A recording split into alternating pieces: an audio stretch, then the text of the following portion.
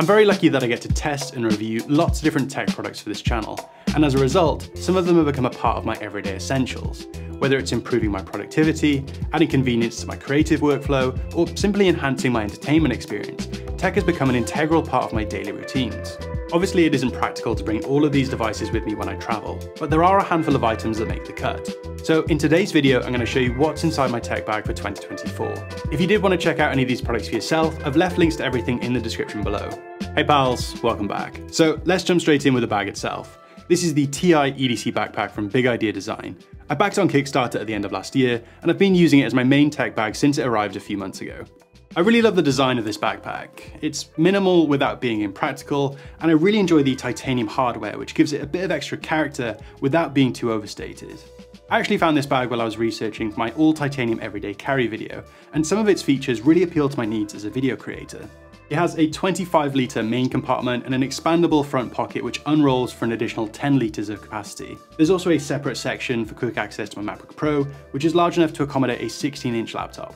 It's absolutely covered in pockets and also includes this organisation tray, allowing you to separate your belongings using these Velcro dividers. These are usually an optional extra for most luggage brands, so it was nice to see this included within the price. It's quite a large bag, which might not be for everyone, but the straps are super thick and comfortable, which is ideal for those long travel days, especially if, like me, you have a tendency to overpack.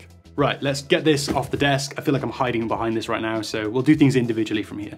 So like I said, at the back we have my laptop, and it's absolutely crazy to me that after 3 years, my 14-inch MacBook Pro from 2021 is still smashing out all my creative projects. In fact, it performs so well that I actually returned last year's M3 model because it didn't feel like enough of an upgrade. I've already talked about this laptop in multiple videos, so I'm not going to give an in-depth review, but it really shows how good Apple Silicon is. The M1 Pro chip is showing no signs of slowing down and still powers through GPU-intensive tasks with zero issues. When you consider its impressive performance, wide range of ports, and incredible 120Hz display, I think this version of the MacBook Pro represents one of the best all-round devices Apple has ever made. Obviously, we're getting pretty close to the end of a refresh cycle, so while I don't really feel the need to buy a new machine just yet, I could probably be persuaded by a big design change, an OLED screen, or maybe even just new materials like natural titanium, similar to the iPhone 15 Pro, but we'll just have to wait and see. Speaking of the 15 Pro, even though I've got access to a lot of professional camera gear, I've really started to enjoy the ease and simplicity of capturing moments using my iPhone, especially now that it can shoot in a log profile for more flexibility in post. It's really impressive how far mobile photography has come, and the 15 Pro is a surprisingly capable tool for creatives. But the thing is, those ProRes video files are pretty massive, so this is a device that I've started taking with me on all my trips. It's a solid-state drive made by Lexar that comes with this silicone case that can attach to the back of your iPhone using Magsafe. This allows you to make use of the USB-C transfer speeds on the new iPhones and capture footage directly to the drive. This helps keep everything organised rather than just adding to the digital landfill that is my Photos app, and massively improves interoperability between my devices. There's no doubt AirDrop is a convenient solution for quick file transfers, but it's really slow for anything larger than a couple of gigabytes, so being able to quickly offload footage is a huge quality of life improvement. I've been using the Final Cut camera app a lot since it was released a couple of months ago, and the SL500 really complements this setup. Just plug it in and you're good to go, with no additional setup required. Also, just look how tidy this is. Obviously this case from Nomad also has MagSafe built in, but there's a stick-on ring included in case yours doesn't. So yeah, I've been really impressed by this. So I usually carry two types of chargers with me on my travels, one for powering my devices on the go, and another for more static charging when there's a wall socket available. Previously, I was using the SharGeek Storm 2, which is a really unique power bank with this cyberpunk-esque transparent design, but I found it to be quite hefty, which isn't always ideal for portable charging. This time around, I've replaced it with the SharGeek 140 power bank, which has a slightly smaller battery capacity of 20,000 mAh, but it's much slimmer and lighter than the Storm 2, and also has a higher max output for dual port charging.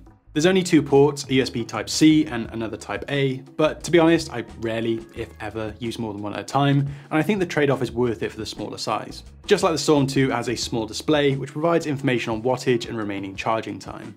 I'm also really glad SharGeek have carried over the transparent aesthetic.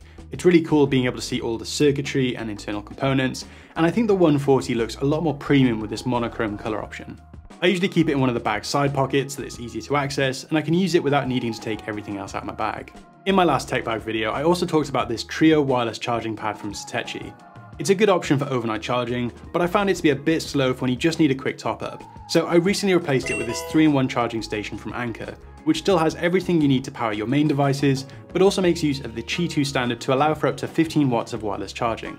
I like this style of charger a lot. I find it's much easier to fit inside a bag rather than using one of those folding cube things that seem to be popular at the minute. It's also much less likely to move around and damage your other devices. It's not the most premium device I've ever used, but the materials and construction are good enough, and the main charging pad also has this folding design, which means it can be used with standby mode, which is a pretty nice feature. A couple of USB ports for a bit of extra functionality would have been nice, but for all intents and purposes, it's a pretty decent charger, and I don't really have much else to say about it. So for my headphones, I'm using the Sonos Ace. I've already made a dedicated review on these, which goes into more detail about the specs and features, but within the context of how I use them as part of my everyday tech carry, these are my first choice when it comes to listening for longer periods. I've been on a couple of flights this summer, and these were a perfect companion for those trips. Super comfortable, excellent audio quality, and insanely good ANC. I know there's a lot of competition in the premium headphone space, but you really can't go wrong with these, especially if you already own a Sonos soundbar, which means you can also make use of TV audio swap at home, which is a really cool feature. I like these a lot. This one is a bit more niche, but travel isn't always luxury, and I can't tell you how glad I've been when I've brought this with me on some occasions. So this is the Nebula Capsule 3, and it's a portable projector capable of producing a 1080p image up to 120 inches wide. It only has a max output of 200 ANSI lumens, so you'll obviously need to be in a darker environment to get the best results, but this provides an insanely good experience for such a tiny device. There's this little camera here that automatically calibrates the focus and keystone correction. It literally takes seconds to set up, so you can move it around without having to worry about diving into the settings to readjust everything. It's using Google TV's operating system and has all the usual streaming apps, but you also have the option to connect other devices like a gaming console or a laptop using the HDMI input.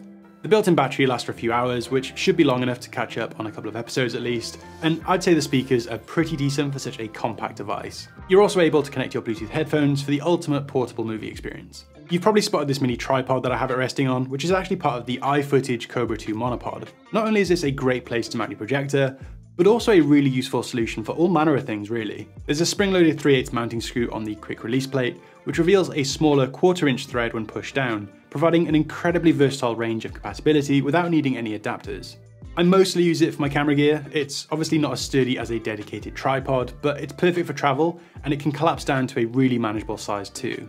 There's also a telescopic middle section, which gives you a ridiculous amount of height adjustment, making this an incredibly helpful tool for solo filmmaking. Speaking of camera gear, there's quite a lot that comes with me on my travels, but I'll save this for a future upload on my production process and how I make my videos, so make sure to subscribe if that sounds like something you'd want to watch. For now, I'll just say that I'm still using the Sony a7 IV as my main camera, even though it can feel a bit cumbersome for travel. So I've been thinking about maybe picking up a smaller second body for this. I haven't really started doing any research yet though, so let me know in the comments if you have any recommendations for me to check out.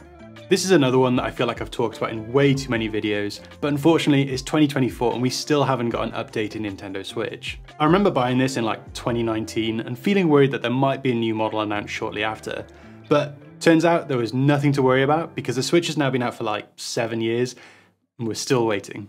Despite its incredibly dated hardware, the Switch still provides one of the best handheld gaming experiences, and it's such a good way to pass the time when traveling. So in addition to my larger tech items, there's a number of small miscellaneous items that I find particularly valuable for travel. The first are AirTags. Probably goes without saying, but it's nice to have a bit of extra security when you're carrying high value tech products. I had one of these in both my tech bag and my main suitcase, so I know exactly where they are at any given moment. They're pretty great, I just wish they were a bit more discreet. Obviously they're bright white, which doesn't help, and mine seems to make that chirping noise all the time, which is probably going to give the game away to any would-be thieves. But nonetheless, better to have a couple of these thrown into your luggage for peace of mind. You've probably spotted this capsule that I've attached. This is a titanium key cache made by Wingback, and it's basically a place to hide some emergency cash, just in case I lose my wallet or something. It's a bit extra, but I think it's cool and has a really clean design with some nice knurling on the exterior. It's also got a rubber seal, which should keep whatever's inside safe and dry. This is the Key Organizer Pro from OrbitKey. This is a fairly recent addition. Basically, it holds all my keys in a neat stack so they don't bounce around loose in my bag and scratch up my other devices. I've been using these for years, but it's really cool to see OrbitKey innovate on such a popular product. The Pro has a couple of new features like the quick flip tool, which is super satisfying, and an updated hardware post that's now spring-loaded for easier assembly. It's also a fair bit bigger than the original, which I like, so I've added their multi-tool attachment and a USB-C thumb drive for a bit of extra functionality. I know I already spoke about this in last year's video, but this is a tiny video light from Aperture that's also pretty useful for illuminating small spaces. It's got a pair of really strong magnets on the back, which gives it a lot of extra utility compared to using your phone or a torch, and it actually has quite a lot of output for such a small device.